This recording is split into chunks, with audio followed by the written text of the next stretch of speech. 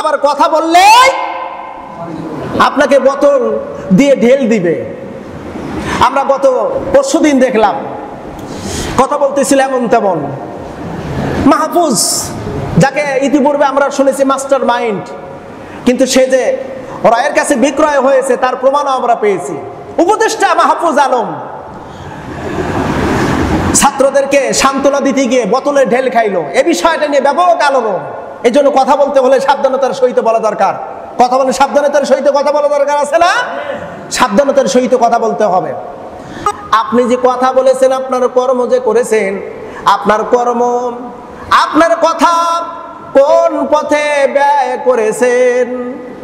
আপনাদের মুখে কথা বলি না, মুখের কথা, এই কথাটা আপনার কোন হালাতে হয়েছে।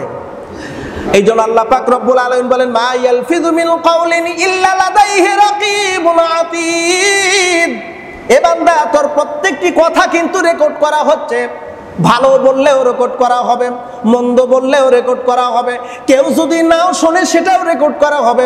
এমনকি মুখের কথাই নয়, বান্দা যদি অন্তর দিয়ে, অন্তরে মনে মনে যদি কথা বলে, সেটাও রেকর্ড করার ক্ষমতা আছে কার?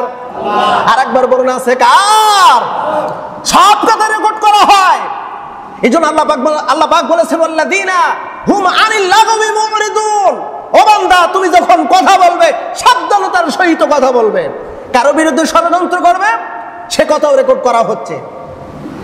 আল্লাহ কিয়ামতের ময়দানে আমলনামা দিবে, আমলনামা দিয়ে বলবে, ইকরা কিতাবাক, পড়ো তোমার আমলনামা। দুনিয়ায় যা যা করেছো সবগুলো তুমি পড়ো, আমলনামা দেওয়া হবে। আমলনামা এক নজর দেখবে, আমলনামা লেখা থাকবে আরবিতে, আপনার সেন্সটাকে পরিবর্তন করে দেবে। পৃথিবীর যত ভাষাভাষী লোক থাকুক না কেন, সবাই সেই দিন কিয়ামতের ময়দানে আরবি ভাষা সম্পর্কে অবগত হতে পারবে। দেখবে আমলনামা এক নজর দেখে বলবে, মালি হাদাল কিতাব, হায়রে আশ্চর্যকর আমলনামা, একটাও ছোট গুনাহ বাদ পড়ে নাই, একটা বড় গুনাহও বাদ পড়ে নাই। একটা ছোট নেকিও বাদ পড়ে নাই, একটা বড় গুনাহ নেকিও বাদ পড়ে নাই, সব দেওয়া হয়েছে।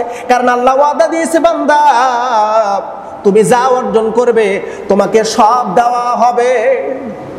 ফামান ইয়ামাল মিসকালা যাররাতিন খায়রান ইয়ারা, নেকি করবে দেওয়া হবে, ছোট্ট এক জাররা পরিমাণ হোক সেটাও দিবেন আমার আল্লাহ। সুম্মা তুওয়াফা কুল্লু নাফসিন মা কাসাবাত ওয়া হুম লা ইউযলামুন। বান্দা, তোমার উপর জুলুম করা হবে না। তোমার নেকি কম, নেকি বেশি, কমতি করা হবে, কেটে কেটে আরেকজনকে দেওয়া হবে না। তোমার গুনাহ কম, আরেকজনের কাছ থেকে গুনাহ নিয়ে তোমার আমলনামায় দেওয়া হবে, এমন সুযোগ নাই।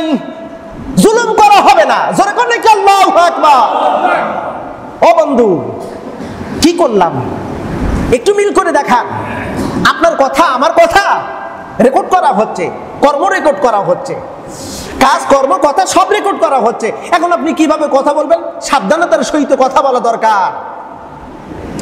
এই জন্য যারা জ্ঞানী তারা কথা বলে খুব কম, যারা জ্ঞানী তারা খুব কথা বলে কম। ওরা জানে প্রত্যেকটি কথার হিসাব আছে, প্রত্যেকটি কথার হিসাব আছে। এমন কথা বলেন না যেই কথাটা আপনার জন্য কষ্টদায়ক হয়ে যায়, সেই কথা বলেন যে কথাটা বললে আপনার জন্য সহজ হয়ে যায় দুনিয়ায় এবং আখিরাতে। এই জন্য মুরব্বীরা কিছু কথা বলে, কথায় চেয়ার দেয়, আবার কথায় ঠাইটার বাড়ি দেয়। আছে না এরকম? কথা বললে আপনাকে চেয়ার দেবে সম্মান করার জন্য, আবার কথা বললে আপনাকে বোতল দিয়ে ঢেল দিবে।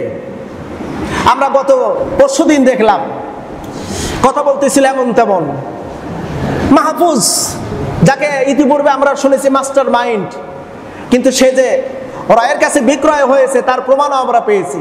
উপদেষ্টা মাহফুজ আলম ছাত্রদেরকে সান্ত্বনা দিতে গিয়ে বোতলে ঢেল খাইলো, এ বিষয়টা নিয়ে ব্যাপক আলোড়ন। এই জন্য কথা বলতে হলে সাবধানতার সহিত বলা দরকার।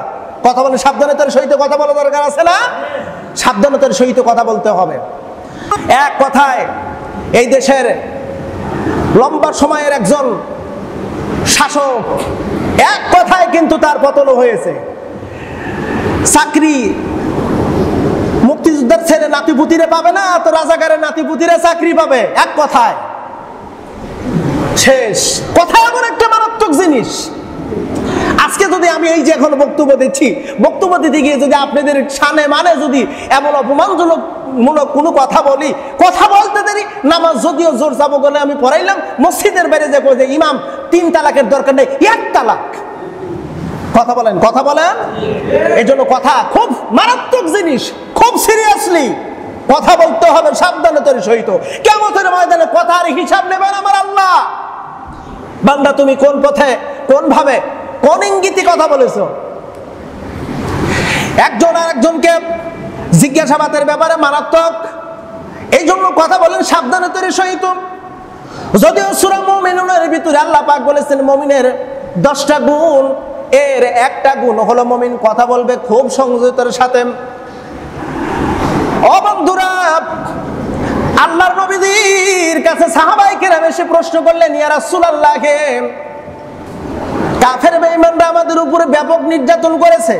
হুজুর বললেন, হ্যাঁ, আমাদেরকে বিতাড়িত করেছে, মক্কা থেকে মদিনায় পাঠায়া দিয়েছে। হুজুর বললেন, হ্যাঁ। ও নবীজি, তাহলে আপনি তাদের বিরুদ্ধে অভিশাপ করেন। যেহেতু আমাদেরকে কষ্ট দিয়েছে, আপনি রাসূল অভিশাপ করলে আমরা জানি এই অভিশাপ আল্লাহ ফেরত দিবেন না, অক্ষরে অক্ষরে পরিপূর্ণ হবে। আল্লাহ রাসূল বলেন, সাহাবীরা, আল্লাহ আমাকে অভিশাপ করার জন্য পৃথিবীতে পাঠায় নাই, কারণ আমি মুখ দিয়ে যদি কোনো কথা বলি সেটা আল্লাহ রেকর্ড করে রাখবেন। বুইস্তুর রহমান, আল্লাহ আমাকে প্রেরণ করেছে রহমত স্বরূপ। এই জন্য কথা বলবো, সেই কথা বলবো যেই কথার উপরে আমার রব খুশি হয়ে যায়। তাইফের জমিনে বিশ্বনবীকে এতটা নির্যাতন করা হলো, হুজুরের কপাল ফেটে গেছে, মাথার পিছনে ফেটে গেছে, পুরো শরীরে রক্ত রঞ্জিত হয়ে গেছে, রক্ত এত বের হয়েছে, বিশ্বনবীর জুতা মোবারকের সাথে পায়ের সাথে রক্ত যেন আটার মতো লেগে গেছে। আল্লাহর নবীজি কোনো মতো একটু জায়গায় আশ্রয় নিয়ে বসলেন। যায়েদ ইবনে হারেসা ছিল প্রিয় নবীজির সঙ্গে। জিবরাইল আসলেন, এসে বলেন, ইয়া রাসূলুল্লাহ, আপনার মুখ দিয়ে শুধু এতটুকু বলেন, আমি আযাবের ফেরেশতা নিয়ে এসেছি, শুধু এতটুকু বলেন, আল্লাহ তায়েফবাসীকে ধ্বংস করে দাও। আল্লাহ রাসূল বলেন, ও জিবরাইল, আমি এমন কথা আমি মুখ দিয়ে বলতে পারবো না, আমি বলবো ওদেরকে ধ্বংস করে দিবে, আমি পরবর্তীতে কাদেরকে দাওয়াত দেব। মুখ দিয়ে, মুখের কথা। এজন্য সাবধান। আসুন আমরা নিজেদেরকে একটু ইসলাহ করে নেই, সংশোধন হই, কারণ আমাদের পরীক্ষা নিবেন, এতে কোনো সন্দেহ। কিয়ামতের ময়দানে পরীক্ষা আল্লাহ পাক নিবেন। আল্লাহ পাক সুবহানাহু ওয়া তাআলা আমাদেরকে কিয়ামতের ময়দানে পরীক্ষা যেন সহজ করে দেয়। সকলে বলুন আমিন।